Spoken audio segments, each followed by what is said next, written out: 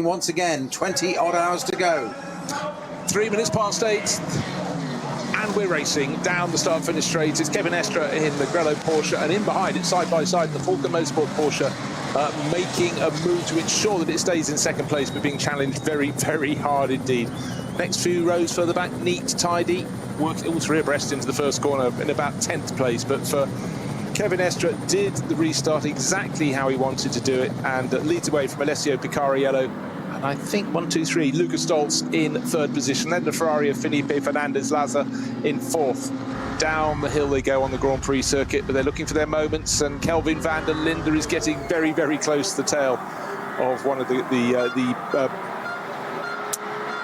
the Mercedes in about 5th or 6th position, so still sorting themselves out. They go down to the bottom of the Grand Prix circuit, which is the Dunlop hairpin, the Dunlop Kera, and then turn to the right and start going up the slope, neat and tidy. But for Grello getting away, Alessio Picariello in the first, the better placed of the two Falcon Motorsports Porsches, tucked in behind, but they've got a little bit of air between them and the best of the rest. Well, interesting how they've changed in the first bit of the lap. I'm going to say the first lap. When I say the first lap, I mean the GP circuit, which they're nearly coming to the end of now to go on to the North lap. But the first bit, Estre did exactly what that what Grello did on the first race start.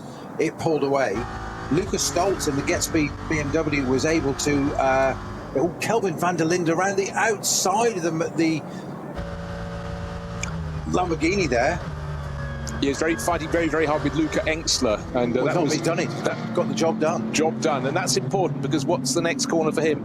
Come through the Vidal chicane, and the next corner is Sabine Schmidt's curve.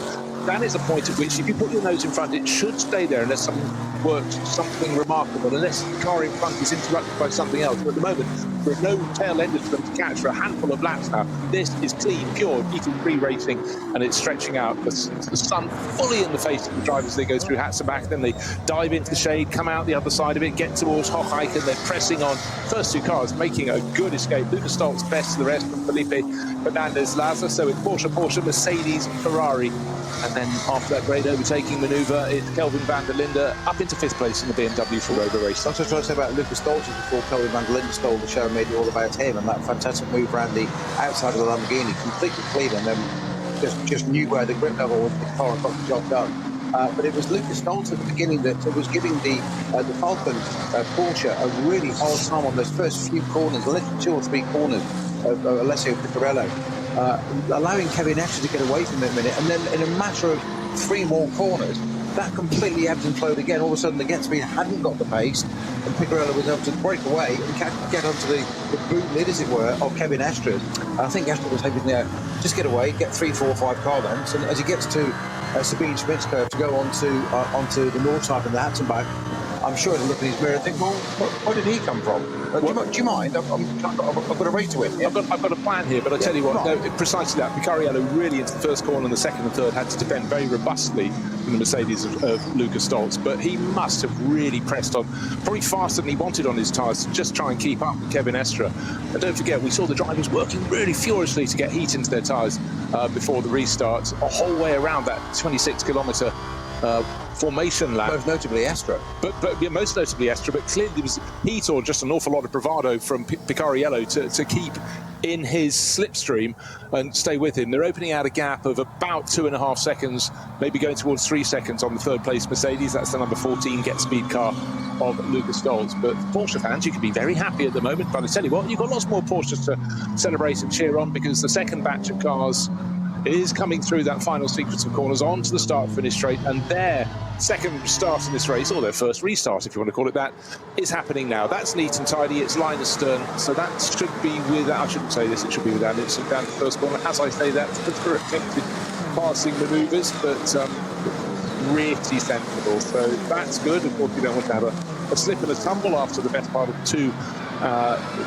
hours and a half of standstill, because of course we went onto the formation lap, and it was a 15-minute formation lap. It was pretty much at the top of the hour at 8 o'clock local time that we got going again. So 2.5 hours of effective non-racing, and then it picked up a huge puff of dust. Someone in the middle of the second patch, largely full of sort of GT4 type cars, getting it quite wrong early on the Grand Prix loop, but presenting his rivals and chasers with a lot faced with dust and oh dear, well the Toyota Supra that's done so many races here has got rear end damage. Was it rear ended or did it go for a spin? And front end as well. Coolant coming out. This is the 170 number Toyota from the SV10 class, and it's got coolant coming out of the front left or the near side wheel, as we still call it. Not quite sure what caused it. I think he's he's run wide with one of the, that's one of the Müller Motorsport Porsches. That's the 130, I think it was. He was down into the first corner, and he went up together. They just came together, and it looks like the front left suspension is snapped on that, and a bit of rear end damage as well. So I apologise profusely. Tongas, it was all about keeping it neat at the start, at the restart. I was saying they were behaving very nicely because they weren't so much 2x2 or 2x3 as the cars were in the top class on their restart, but unfortunately just two cars can tangle, and they can tango and they can tangle, and tangle they did.